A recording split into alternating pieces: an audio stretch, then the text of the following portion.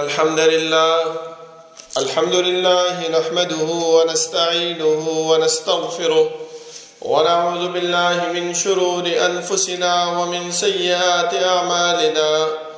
من يهده الله فلا مضل له ومن يضلل فلا هادي له،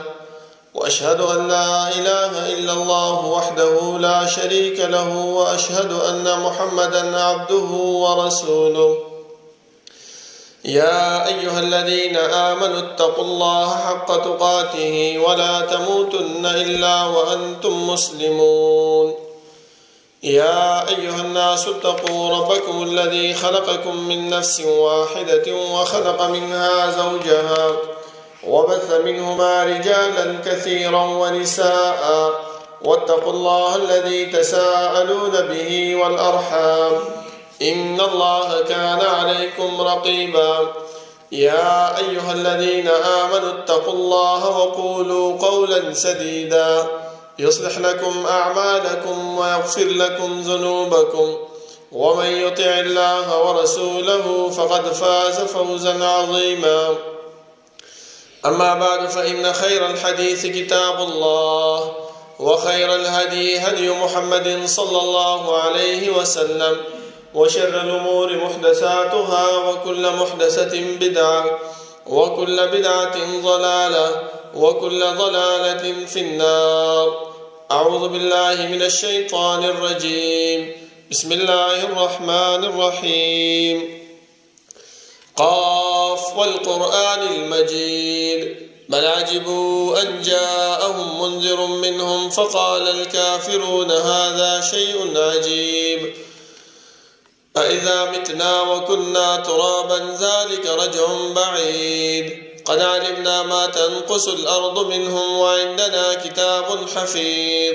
بل كذبوا بالحق لما جاءهم فهم في أمر مريج. أفلم ينظروا إلى السماء فوقهم كيف بنيناها وزيناها وما لها من فروج.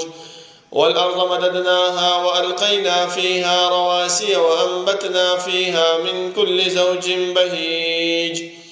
تبصرة وذكرى لكل عبد منيب. ونزلنا من السماء ماء مباركا فأنبتنا به جنات وحب الحصيد، والنخل باسقات لها طلع نضيد، رزقا للعباد، وأحيينا به بلدة ميتا كذلك الخروج.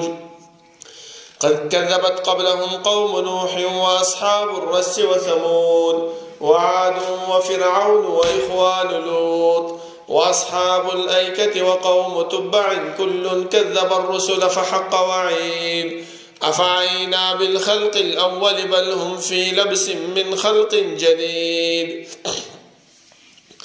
ولقد خلقنا الإنسان ونعلم ما توسوس به نفسه ونحن أقرب إليه من حبل الوريد. إذ يتلقى المتلقيان عن اليمين وعن الشمال قعيد. ما يلفظ من قول إلا لديه رقيب عتيد. وجاءت سكرة الموت بالحق، ذلك ما كنت منه تحيد. ونفخ في الصور، ذلك يوم الوعيد. وجاءت كل نفس معها سائق وشهيد. لقد كنت في غفلة من هذا فكشفنا عنك غطاءك فبصرك اليوم حديد.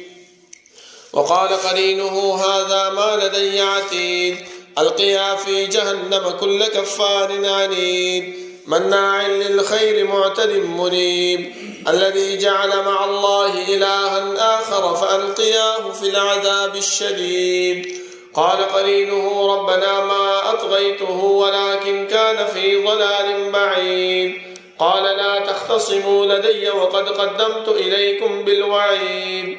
ما يبدل القول لدي وما أنا بظلام للعبيد. يوم نقول لجهنم هل امتلأت وتقول هل من مزيد. وأزلفت الجنة للمتقين غير بعيد. هذا ما توعدون لكل أواب حفيظ. من خشي الرحمن بالغيب وجاء بقلب منيب. ادخلوها بسلام، ذلك يوم الخلود. لهم ما يشاءون فيها ولدينا مزيد وكم أهلكنا قبلهم من قرن هم أشد منهم بطشا فنقبوا في البلاد هل من محيص إن في ذلك لذكرى لمن كان له قلب أو ألقى السمع وهو شهيد ولقد خلقنا السماوات والأرض وما بينهما في 6 أيام وما مسنا من لغوب فاصبر على ما يقولون وسبح بحمد ربك قبل طلوع الشمس وقبل الغروب ومن الليل فسبحه وأدبار السجود واستمع يوم ينادي المناد من مكان قريب يوم يسمعون الصيحة بالحق ذلك يوم الخروج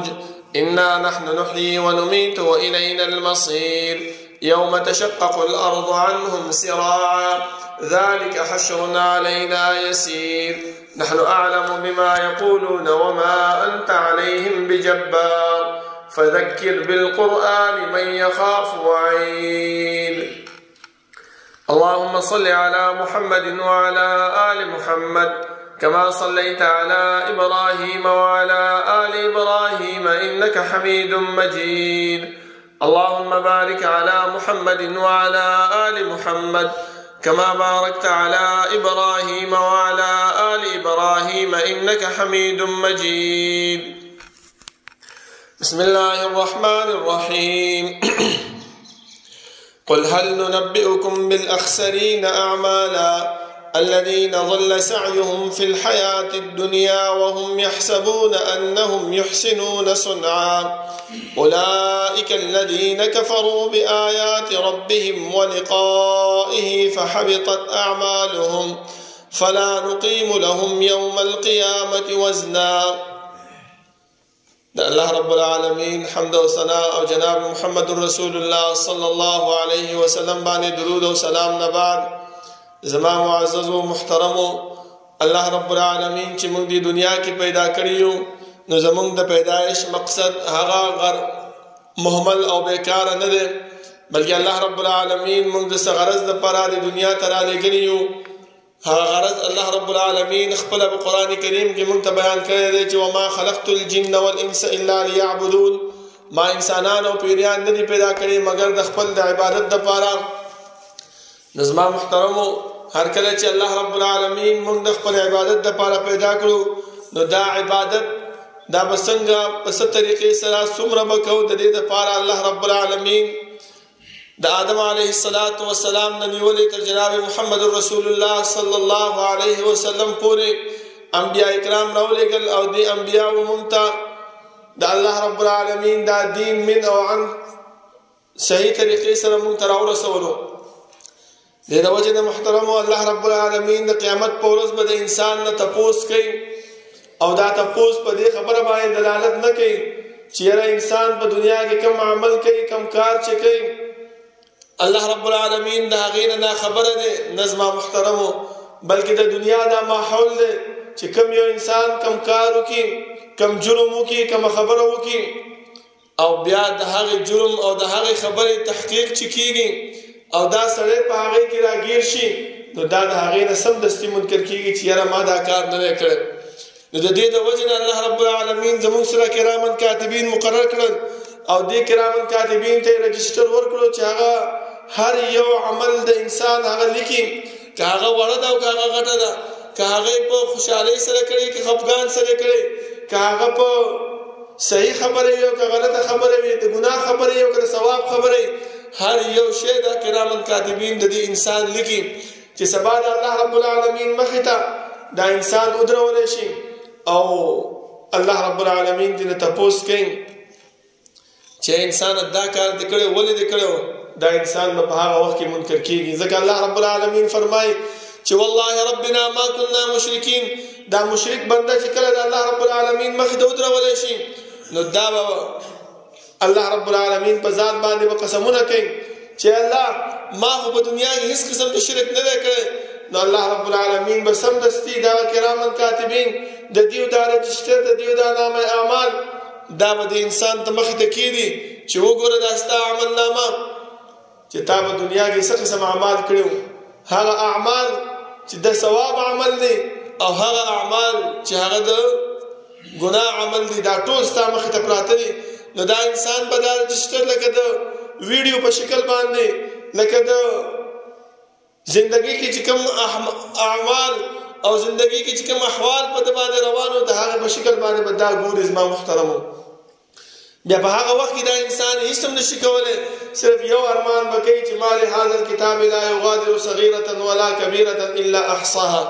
څه چل دی عمل نامې دپاره چې زما وړه ګناه او غټه ګناه یې نه ده پرېښې بلکې هر یو یې راایساره کړې ده د دې د وجې نه زما محترمو داسې اعمال نه دي کول پکار چې په هغه اعمالو باندې موږ د الله رب العالمین گرفت کې راځو موږ د الله رب العالمین چې کوم جهنم د نافرمانو بندګانو دپاره تیار کړی دی چې د هغې مستحق ګرځېږو دې د وجې نه زما محترمو دې پیغمبرانو موږ ته د الله رب العالمین دین مین او عن را رسولی دی دا خبرې هم راته کړي دي چې انسانانو داسې اعمال په دنیا کې وکړئ چې تاسو د جنت ته تلو مستحق وګرځېږئ او د الله رب العالمین د رضا مستحق وګرځېږئ ځکه حدیث کې راځي رسول الله صلی الله علیه وسلم فرمایي چې الله رب العالمین به داسې خلک بغیر د حساب او د کتاب نه به جنت ته داخل کړي د الله رب العالمین دعا ده چې الله رب العالمین دې موږ هم په هغه کسانو کې شمار کړي زما محترمو کم اعمال چې د انسان د جهنم ته د تلو ذریعه ګرځېږي د هغې نه ځان ساتل پکار دی ځکه علما فرمایي چې کم یو انسان دې خبرې ته توجه وکړي دې خبرې ته وګوري چې یاره دا کار به زه څنګه ځان نه منې کړمه نو هغه دې وایي هغه کار وکړي چې کم کار بل کس کوي مثال په طور باندې یو لیونی دی اوس یو انسان دا خبره ذهن ته راولي چې زه به ځان د لیونتوب نه څنګه وباسمه وایي لیونی ته وګورئ چې کوم کار لیونی کوي وایي هغه کار دغه انسان نه کوي نو دا به کامیاب به زما محترمو دا به روغ حسابېږي نو همدارنګې چې کوم کارونه د جهنم د تګ دي هغه د انسان ترک کړي هغه د انسان ځان نه لرې کړي نو خامخا هغه کارونه پاتې کېږي چې هغه د جنت ته د تلو مستحق وي زما محترمو چې په هغې کې دغه پیغمبرانو زموږ د کامیابۍ زموږ د فلاح او زموږ د نجات دپاره هغه اعمال موږ ته بیان کړي دي زما محترمو چې انسان دې اعمالو نه ځان وساته نو د الله رب العالمین د غضب او د الله رب العالمین د ګرفت نه به ته بچ شي هغه اعمال کم یو دي هغه اعمالو کې یو عمل دا دی چې یو انسان رالګېږي او د الله رب العالمین د آیاتو او د الله رب العالمین د نفو د انکار کوي او الله رب العالمین چې کوم آخرت تیار کړی د هغې نه انکار کوي ځکه تاسو ګورئ ملحدین هغه موجود دي د الله رب العالمین وجود سره نه مني هغه دا وایي چې موږ په دې دنیا کې چې پیدا شوي یو بدلو د زمانې سره وخت را باندې راځي چا باندې ښه حالات راځي چا باندې بد حالات راځي څوک ژوندي کېږي څوک مړه کېږي همدغه شان زما محترمو یو انسان دین نه وځي یو انسان مشرک شي دا ټول هغه اعمال دي چې هغه د جهنم د تګ ذریعه ګرځېږي زما محترمو یا یو انسان داسې دی چې د الله رب العالمین سره شرک وکړي او شرک صرف دې ته نه وایي چې انسان لاړ شي او قبر ته سجده وکړي ټیک دا هم شرک دی لیکن رسول الله صلی الله علیه وسلم د شرک ډېر اعمال ښودلي دي ډېر کارونه یې ښودلي دي تر دې پورې چې پیغمبر صلی الله علیه وسلم دغه عمل هم ښودلی چې یو انسان رالګېږي د الله رب العالمین نه ما سوا په بل چا باندې قسم کوي د بل چا په نوم باندې قسم کوي وایي دا هم مشرک دی دا هم شرک دی زما محترمو ځکه رسول الله صلی الله علیه وسلم یو دعا موږ ته ښودلې ده چې هغه دعا انسان ته لازما ویل پکار دی چې اللهم انی اعوذ بک من ان اشرک بک شیئا وانا اعلم واستغفرك لما لا اعلم اے الله زه پناه نیسم په هغه اعمالو باندې په هغه کارونو باندې چې هغه ستا ته د شرک وي او زه په هغې باندې پوه یم یعنې په خبرۍ کې زه شرک طرف ته ځمه ما ته پته ده زه د هغې نه پناه غواړم چې د هغې نه ځان بچ کړم او د هغه اعمالو او د هغه شرک نه چې ما ته پته نه ده د هغې نه زه استغفار کوم توبه وباسم زما محترمو هر یو انسان ته دا ویل پکار دی ځکه د فتنو دور دی، شیطان مونږ پورې راتړلی شوی دی، مونږ دا ګمراه کوي د سمو اعمالو نه، د سمو کارونو نه. نو پکار دا دی چې مونږ د الله رب العالمین طرف ته راشو او هغه اعمال چې جهنم ته تک ذریعہ ګرځېږي د هغې نه ځان وساتو. زما محترمو، بل عمل قرآن کریم کې کم حکم دی هغه انسان ناخوښ ګڼي. ځکه تاسو وګورئ بعضې خلک داسې دي چې کله د روژې میاشت په انسان باندې راشي او دغه روژې میاشت دغه مونځ دا د الله رب العالمین د طرف نه په موږ باندې حکم دی، امر دی چې دا به کې د دې نه خلاصې نشته دی. او خاص کر مونږ کې دغه عادت موجود دی زما محترمو چې دا جمع موسم راشي چې د غرمې مونځ وشي چې مازدیګر مونځ اذان کېږي نو مونږ څه وایو؟ خو بل کار نشته، په جومات کې به ناست یو د جمعې ورځې دي. نه زما محترمو دغه خبره چې دا د الله رب العالمین په نیز باندې ډېر سخته لګېږي. لکه داسې اعمال دي، واړه واړه اعمال دي، خو د الله رب العالمین په نیز باندې هغه ډېر اوچت وي. زما محترم موږ ته پته نه لګي. لکه تاسو د بني اسرائیلو هغه واقعه تاسو ته معلومه ده چې یو زنانه په خپل بوټ کې اوبه ورکړې یو سپي ته او الله رب العالمین جنت ته بوتله. وګوره ورکوټې عملو، انسان هغې ته حقیر کتلو چې دا به څه عملي، خو نه د الله رب العالمین په نیز باندې دغه عمل ډېر لوی عملو او الله رب العالمین داسې زنانه ته جنت نصیب کو. او یو زنانه وایي داسې وه چې پیشو یې تړلې وه، خپل یې خوراک نه ورکولو او نه یې پرېښودله چې تللی وی د بهر نه دا ځان له څه خوراک وراک کړی وی او هغه پیشو مړه شوله. ښه عبادت ګزار، ښه مونځ ګزاره، ښه تهجد ګزاره زنانه وه، خو په دې یو ورکوټې عمل باندې الله رب العالمین هغه جهنم ته بوتله. تاسو وګورئ زما محترمو، هر عمل چې مونږ کوو اعمالو ته ورکوټې نه دي کتل پکار. ځکه تاسو وګورئ بهر ماحول ته چې تاسو وځئ د روژې میاشتې او خاص کر په دې په شکال په میاشت کې چې روژه راشي نو چې سړی ستړی شي نو څه وایي؟ یو خو ستړی یم، یو راباندې روژه م راغله، بیا روژې ته بد رد وایو، کنسل کوو. زما محترم دغه اعمال د الله رب العالمین په نیز باندې ډېر اوچت اعمال دي. ولې چې قرآن کې موږ ته په دې باندې حکم شوی دی او موږ د هغې انکار کوو، هغې پسې خبرې کوو، دا د الله رب العالمین ته د خفګان او د جهنم د تګ عمل دی. زما محترمو بل د رسول الله صلی الله علیه وسلم مخالفت کول. یو حدیث تا ته صحیح ملاو شي او هغه حدیث کې بیا موږ تأویلات کوو، هغې نه ځان اخوا دیخوا کوو، دا د رسول الله صلی الله علیه وسلم د امر او د هغې د دین او د هغې د شریعت خلاف ورزي ده. او پیغمبر هم فرمایي صلی الله علیه وسلم چې لا یؤمن احدکم حتی یکون هواه طبعا لما جئت به. مؤمن هغه انسان نشي کېدلی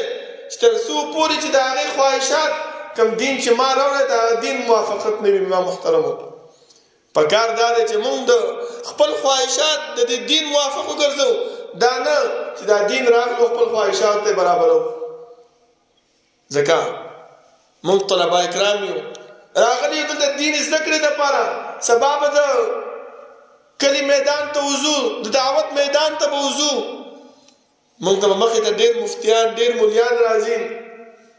او دیو داسې خبرې کوي زما محترمو چې د انسان عقل په هغې باندې حیران شي. دی ته نه ګوري چې یاره د الله رب العالمین حکم، د پیغمبر صلی الله علیه وسلم حکم په هغې کې څه شی دی، خو بس صرف خپل ځان د اوچتولو دپاره، خپل ځان د رستو کولو نه رستو کولو دپاره د هغه دین نه موړي، د هغه حکم نه موړي، د هغه شریعت نه موړي او قسمه قسم تعویلات په هغې کې کوي. تاسو وګورئ زما محترمو، داسې علما شته دی چې د رفع الیدین په باره کې کوم احادیث راغلي دي. امام بخاري رحمه الله خپل کتاب کې هغه ذکر کړی دی، ابن عمر رضی الله عنه حدیث دی، مشهور حدیث دی، تاسو ته معلومه ده. دیو څه وایي؟ وایي وګوره دا بعضې خلک دي،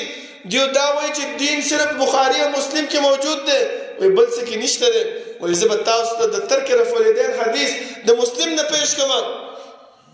تاسو وګورئ زما محترمو څه شی کوي. دغه خواهشات دا دین په برابروالي باندې نه راولي، بلکې دین په خپل خواهشاتو برابروالي باندې راولي. څه فرمایي؟ و امام مسلم رحمه الله په کتاب الصلات کې دغه حدیث ذکر کړی دی چې رسول الله صلی الله علیه وسلم راغی او ویل چې خلک په مانځ باندې ولاړ دي او دا خبره وکړه چې زه تاسو وینم چې تاسو د اسونو په شان ته دا اس بچی چې کله را پیدا شي او دا ډېر شریر وي، ډېر ټوپونه وهونکي وي او دغه په شان ته دا تاسو چې دا کې خوځوي دا مه کوئ زما محترمو. حالانکه فقهاو چې کوم د دې تفسیر بیان کړی دی هغه تفسیر داسې بیان کړی دی چې دا د رفع الیدین په دې تعلق نشته زما محترمو، بلکې دې تعلق چې دی هغه د سلام پورې تعلق دی چې کله به انسان د جماعت کې بهر نه راغی دې صحابه به داسې سلام اچو لاس به اوچتولو. رسول الله صلی الله علیه وسلم فرمایي چې تاسو ولې لاسونه اوچتوئ په شان د شریر اسونو غوندې؟ دلته دیو د خپل خواهشات د دین موافقت باندې ګرځي نو څه وایي چې ګوره پیغمبر منع فرمایلی دی او دیو دا کوي. زما محترمو علماو د دیو مخنیوی کړی دی. پکار دا دی چې موږ هغه اعمال وکړو چې هغه اعمال د جنت د تلو ذریعه ګرځي. زما محترمو پکار دا دی چې موږ به سبا د عملی میدان ته ورځو، د دعوت میدان ته ورځو، نو دغه خبرې دغه مسائل دا خپل ذهن نشین کو، دا خپل ذهن کې کینو، بیا دا خبره کوي چې رسول الله صلی الله علیه وسلم دا رفع الیدین کړی دی خو په یو وخت پورې کړی دی. د هغې مثال څه ورکړئ زما محترمو؟ تاسو دې مثال ته غوږ کېږدئ تاسو به خپله په دې باندې به حیران شئ چې یو عالم یو مفتي هغه راپاڅېږي او دا خبرې کوي. وایي زما خواله یو سړی راغی ما ته یې ویلې چې یاره ته د رفع الیدین حدیث ولې نه منې؟ په دې باندې د شپېتو صحابه اقوال دي، په دې باندې دومره صحابه روایتونه موجود دي. وایي ما ورته څه ویلې؟ اوس دې جواب ته غوږ کېږدئ زما محترمو. دیو دا خپل خواهشات د دین څنګه برابر کوي؟ وایي ما ورته ویلې چې یاره صحابه څو دي؟ هغه ورته څه کم 1.5 لک څه د پاسه. وایي صاحب ویلې 80 کسانو روایت کړی دا نور څه شو دي؟ نور تک رفع الیدین روایت کړی دی که نه؟ نو دا چې مونږ ته کله بیان کې زما محترمو زموږ ذهن په دې باندې ګډوډ کېږي. خو دا مسایل زما محترمو یاد کړئ دا هغه اعمال دي چې په دې باندې انسان د جهنم طرف ته مفضي کېږي او جهنم طرف ته ځي.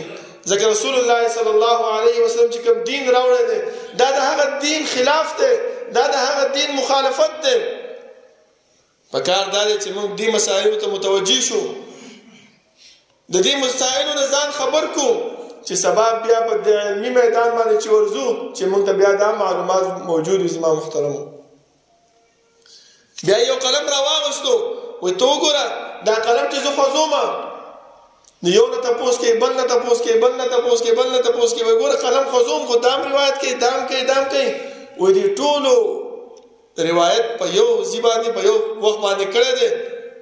چې بیل بیل خو نه دی کړی چې بیل بیل یې کړی دی خو بس په هغه ځای کې زده شوی دی زما محترمو. لیکن حدیث کې رسول الله صلی الله علیه وسلم د ابو هریره رضی الله عنه حدیث دی او تاسو وګورئ چې ابو هریره رضی الله عنه ایمان کله راوړی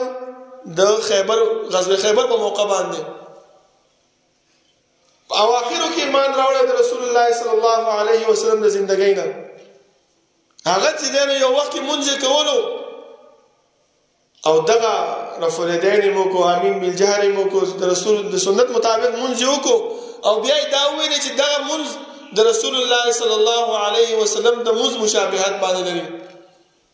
دیو څه وایي زما محترمو؟ په هغه وخت کې کړی دی بیا وروسته یې نه دی کړی. لکه د خپې د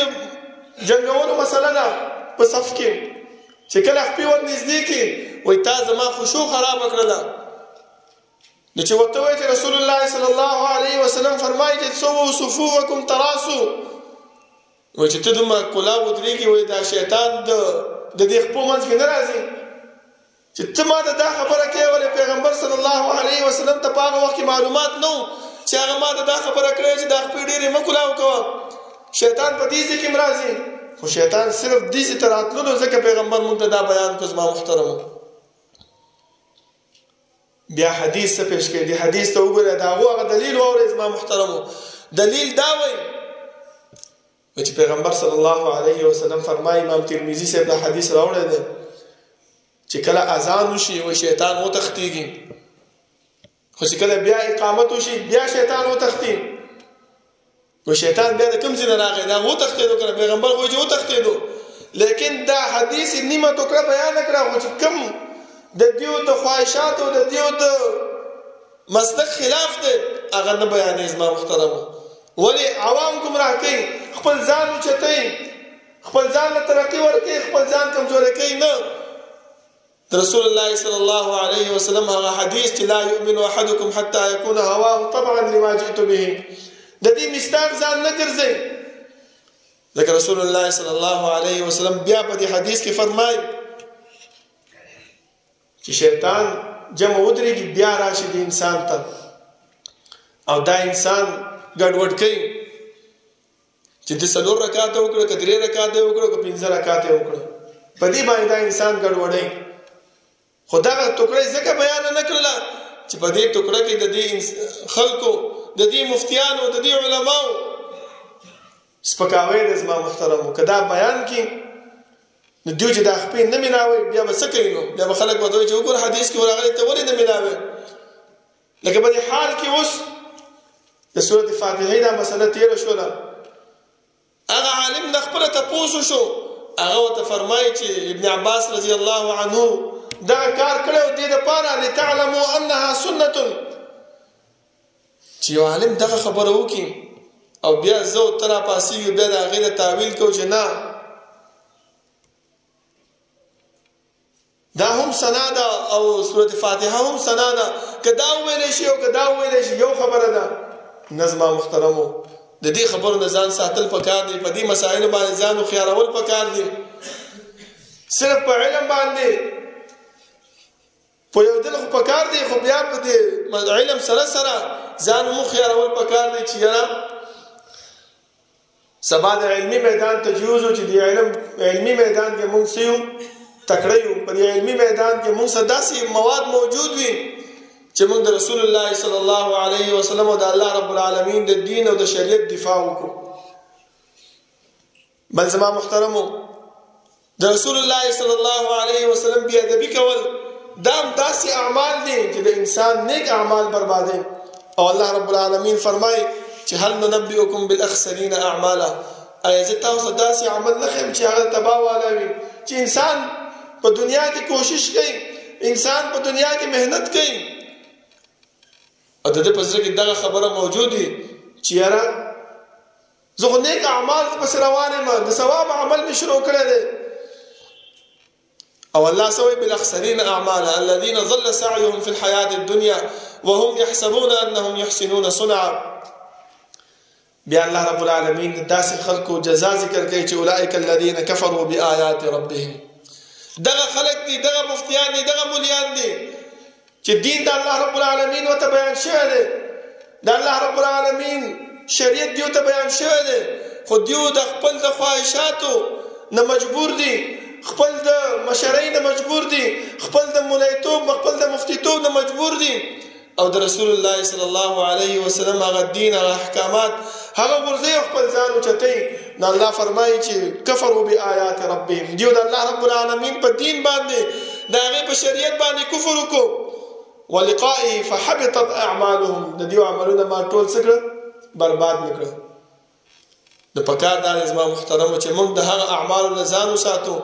چې هغه زموږ نیک اعمال بربادوي هغه زموږ د دنیا کې چې کوم ژوند دی په هغې کې چې کوم موږ خواري کړې ده په هغې کې چې کوم موږ محنت کړی دی هغه محنت زموږ بربادوي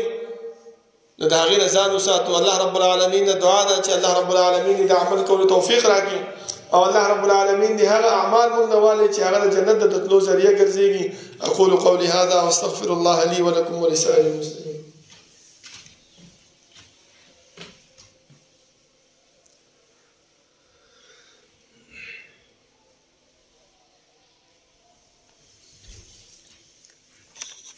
إن الحمد لله نحمده ونستعينه ونستغفره ونعوذ بالله من شرور أنفسنا ومن سيئات أعمالنا من يهده الله فلا مضل له ومن يضلل فلا هادي له وأشهد أن لا إله إلا الله وحده لا شريك له وأشهد أن محمدا عبده ورسوله يا أيها الذين آمنوا اتقوا الله حق تقاته ولا تموتن إلا وأنتم مسلمون يا أيها الناس اتقوا ربكم الذي خلقكم من نفس واحدة وخلق منها زوجها وبث منهما رجالا كثيرا ونساء واتقوا الله الذي تساءلون به والأرحام إن الله كان عليكم رقيبا يا أيها الذين آمنوا اتقوا الله وقولوا قولا سديدا يصلح لكم أعمالكم ويغفر لكم ذنوبكم ومن يطع الله ورسوله فقد فاز فوزا عظيما أما بعد فإن خير الحديث كتاب الله وخير الهدي هدي محمد صلى الله عليه وسلم وشر الأمور محدثاتها وكل محدثة بدعة وكل بدعة ضلالة وكل ضلالة في النار أعوذ بالله من الشيطان الرجيم ومن أعرض عن ذكري فإن له معيشة ضنكا ونحشره يوم القيامة أعمى قال رب لم حشرتني أعمى وقد كنت بصيرا قال كذلك أتتك آياتنا فنسيتها وكذلك اليوم تنسى. زمان محترم ها خلق بارك الله رب العالمين بدي آياتنا کی فرمائے چې کم خلق هغه د زما دین راشي زما د دین او زما د شریعت په باره کې علم حاصل کی فقاهت حاصل کی او سره د علم نه سره د فقاهت نه بیا دا انسان د دین نه ځان اړي او خپل خواهشات د دین موافق ګرځي دا نه کې دا دین خپل خواهشات موافق وګرځي. دا الله فرمایي چې ومن اعرض عن ذکری فإن له معيشة ضنكا د داسې انسان ژوند هغه تنګ وي. زما محترم تاسو وګورئ چې کله کوم خبره وشي سم دستي بیا را پاسيږي د خپل هغه د خبرې دفاع کوي د هغه خواهشاتو دفاع کوي دغه د خواهشاتو دفاع. زما محترم دا د الله رب العالمین په نيز باندې هغه اعمال دي چې الله رب العالمین په دې باندې ناراضه کیږي او جهنم ته تلو مفسي ګرځيږي. دا خو د دنیا سزا ده د آخرت سزا. ونحشره يوم القيامة أعمى د قیامت پر ورځ باندې الله رب العالمین فرمایي چې دغه انسان به زه ړوند را پاسوم بیا به سوال کوي چې یا رب لم حشرتني أعمى وقد كنت بصيرا. زه په دنیا کې بنا او ما سترګې ما لیدل کول اوس په آخرت کې زه ړوند را پاسېدلم. الله رب العالمین به ته فرمایي چې كذلك أتتك آياتنا فنسيتها. زما علم تعالی درغله او زما دین زما شریعت ستا خواله درغله او تا په هغه باندې فقاهت حاصل کړو تا په هغه باندې خپل ژوندۍ لګولې و خو چې کله د عمل میدان راغی کله چې د دعوت میدان راغی کله چې د خلکو د خودو میدان راغی تا په هغه کې پټواله شروع کو تا هغه دین صحیح دی خلکو ته بیان نکو فنسیتها نزل هیر کړم دا دې ذهن نوښتو چې سبب د الله رب العالمین مخ ته ورزم الله به مانه سوال کوي مانه به تاسو کوي وكذلك اليوم تنسى. نن ورځ مام ته هیر کړل لکه څنګه چې په دنیا کې زهر کړو مو دا خلک د گمراه کړو. الله رب العالمین دعا ده چې الله رب العالمین دې آیات د مستاق نه موږ ساتي او د هغه جهنم چې الله رب العالمین خپل د نافرمانو بندگانو له تیار کړی دی هغه دې موږ الله رب العالمین بچ کړي. ربنا لا تزغ قلوبنا بعد إذ هديتنا وهب لنا من لدنك رحمة إنك أنت الوهاب. ربنا اغفر لنا ولإخواننا الذين سبقونا بالإيمان ولا تجعل في قلوبنا غلا للذين آمنوا ربنا إنك رؤوف رحيم. ربنا لا تؤاخذنا إن نسينا أو أخطأنا ربنا ولا تحمل علينا إصرا كما حملته على الذين من قبلنا ربنا ولا تحملنا ما لا طاقة لنا به واعف عنا واغفر لنا وارحمنا أنت مولانا فانصرنا على القوم الكافرين. صفونا برابر كنيسة